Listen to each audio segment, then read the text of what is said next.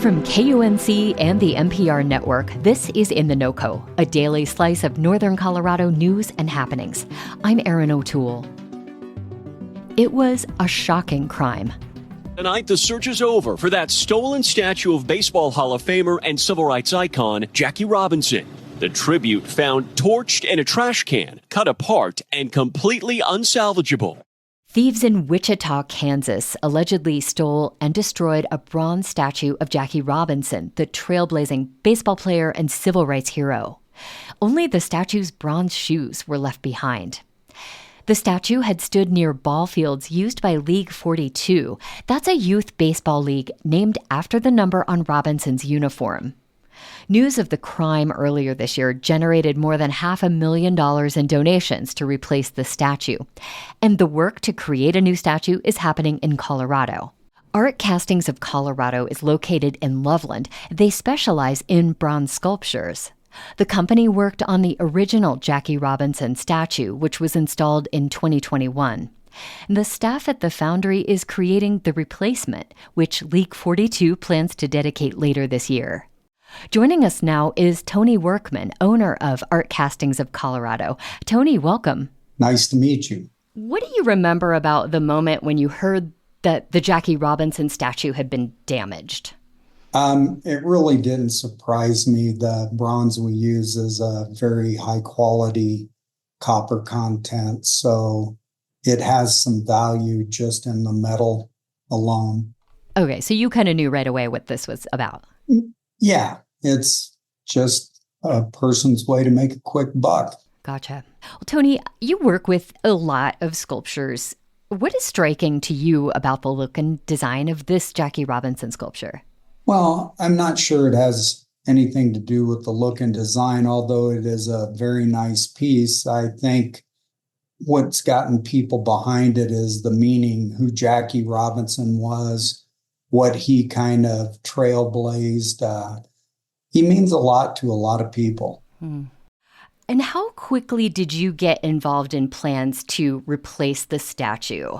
It was fairly quick when I got a call from Bob Lutz, who's the director of League 42, and wanting to know if we still had the molds from the original sculpture and if we would be able to reproduce the sculpture just like it was. And the answer to both of those was yes.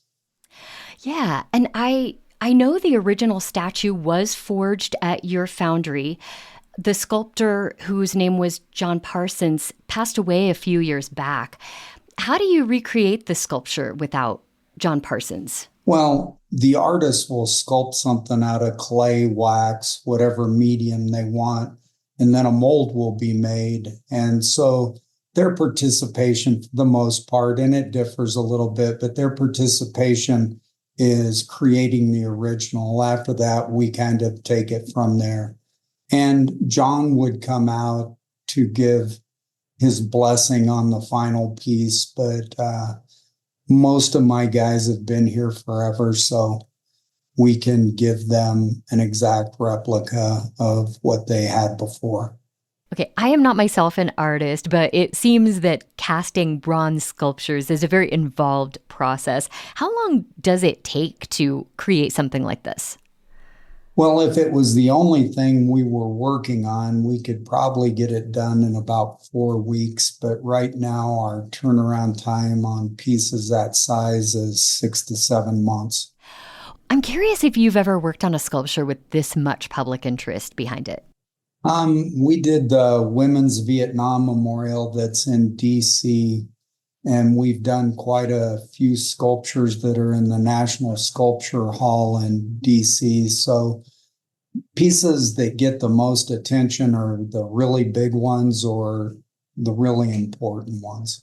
And I'm wondering what it feels like to work on something like this with this much significance. I mean, do you feel a sense of pride when a piece like a Jackie Robinson statue is created under your roof? The politically correct thing to say would be yes. I think about it all the time, but in reality, it's a great piece for a great cause, but We have 400 or 500 pieces going through the shop, and my job is to make sure they're all done to the best of our abilities. So coming back to the act of vandalism, Tony, the men arrested on suspicion of the vandalism say they were simply looking to melt down some bronze and resell it. What is your take on that? The problem with that is they tried to melt it in a dumpster, and that's not feasible. So what they could do is they could cut it up and take it into a scrap dealer, but a scrap dealer will be able to tell it's a sculpture and they won't take it. I mean, this wasn't very well thought through. I don't think those guys were going to win much money on Jeopardy. Probably true. Is bronze something that's valuable on the scrap metal market? Well, we use #1 copper for our alloy, which just hit over $5 a pound for the first time. And the alloy we pour is 95% copper. So, you could, at a scrap dealer, if you had it, right now, you could probably get $3 or $4 a pound. So if you still a 500-pound sculpture, that's a lot of money. Right. How much do you think the sculpture weighed? I think it weighs about 240 pounds. So, they get a little over $1,000 for 5 minutes with a Sawzall, if they could have sold it. I don't know. That just seems like a lot of work. Well, like I said, I don't think they thought this one through very much. It was probably kind of a spur of the moment. And I'm pretty sure, since one of them's already pleaded guilty, that he kind of wished that maybe he would have tried to steal something else. Well, out of curiosity, what part of the sculpture is your team working on at the moment? Right now, we have the entire piece in wax, and a lot of it is in the shell room, getting the ceramic shell built around the wax. And we're getting ready to start pouring some of the metal on it. And when is the statue set to be finished? We have it scheduled to be done at the end of July. League 42, along with Major League Baseball, I think, has a dedication sometime in August.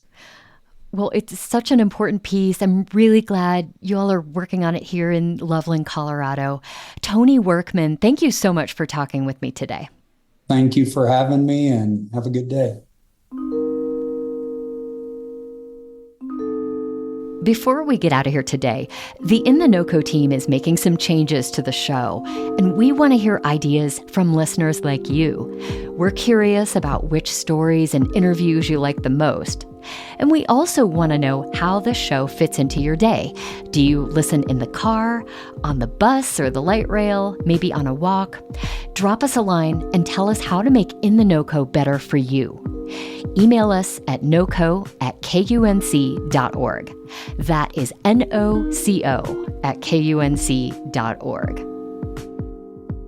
And that's it for us today here on In the NOCO. I'm Erin O'Toole. Thank you so much for listening.